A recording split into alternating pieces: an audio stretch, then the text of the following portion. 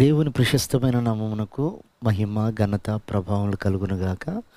వీక్షిస్తున్న మీ అందరికీ మన ప్రభువైన యేసుక్రీస్తు నామములో శుభాభివందనాలు తెలియజేస్తున్నాను. ఈరోజు మన దేవుని మహిమ కలిగిన మాటలు గలతీలకు రాసిన పత్రిక 5వ అధ్యాయము 16వ వచనం. నేను చెప్పున్నదేమనగా ఆత్మానుసారముగా నడుచుకొనుడి, అప్పుడు మీరు శరీరేచ్ఛలను నెరవేర్చరు. ప్రియమైనటువంటి దేవుని సంగమా, ఒక విశ్వాస జీవితంలో రెండు విధములైనటువంటి నడవడికలు ఉంటాయి. ఒకటి ఆత్మానుసారమైన నడవడిక, రెండు శరీరానుసారమైన నడవడిక. ఆత్మానుసారమైన నడవడిక అది దైవికమైనది, శరీరానుసారమైన నడవడిక అది భౌతిక సంబంధమైనది. ఇప్పుడు పరసంబంధమైన ఆలోచనలకు భౌతిక సంబంధమైన ఆలోచనలకు ఎడతెగని పోరాటము అని బైబిల్ సెలవిస్తుంది.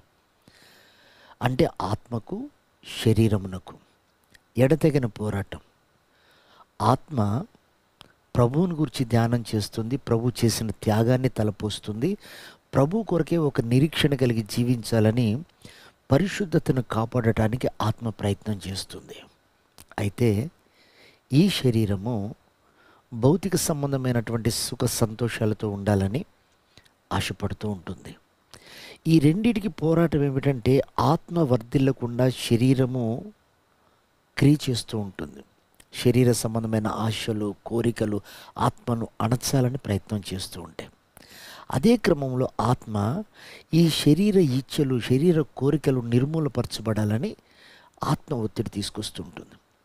అయితే నరుని యొక్క ఆలోచన దేనికి ప్రాధాన్యత ఇస్తే అది జయం పొందుకుంటుంది. శరీరానికి ప్రాధాన్యత ఇస్తే శరీరం జయిస్తుంది, ఆత్మకు ప్రాధాన్యత ఇస్తే ఆత్మ జయిస్తుంది. ఇప్పుడు గమనించండి, భక్తుడైన పౌలు గారు అంటాడు, ఆత్మానుసారంగా మీరు నడిచినప్పుడు శరీర క్రియలను జయిస్తారు అని. అంటే ఈ పోరాటంలో మన మనసులో ఉంచుకోవాల్సిన మాట ఏమిటంటే, ఆత్మ బలపరచబడుటకు దేవుడు ఏ ఆజ్ఞలైతే ఇచ్చాడో, ఏ మార్గమైతే సిద్ధపరిచాడో, దేని మీద మనసు ఉంచమని ప్రభు లేఖనాలు సెలవిస్తున్నాయో దాని మీద మనసును పెట్టి మనము నడిచినప్పుడు ఆటోమేటిక్గా శరీర క్రియలన్నీ కూడా నిర్మూలపరచబడతా ఉంటాయి.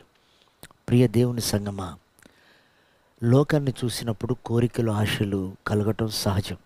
అయితే మనం ఆరాధిస్తున్న దేవుడు ఆ లోకాన్ని జయించాడు.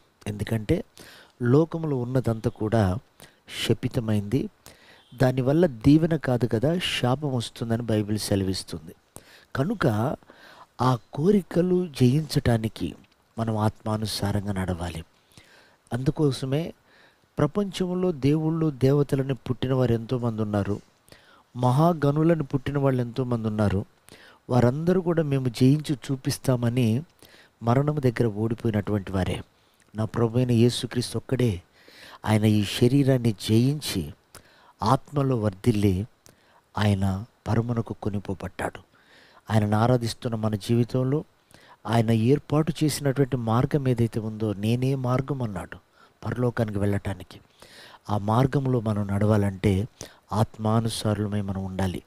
నిశ్చయంగా ప్రీతిని బిడ్డలారా, ఈ ఉదయకాలమున ఆత్మకు ప్రాధాన్యత ఇద్దాం, ఆత్మ విషయంలో దీనులుగా ఉందాం, ఆత్మ పూర్ణులమై జీవిద్దాం, ఆత్మను కాపాడుకొని ప్రభు రాకడికి సిద్ధపడదాం. ప్రభు కృప మనందరికీ దయచేయును గాక. ఆమేన్.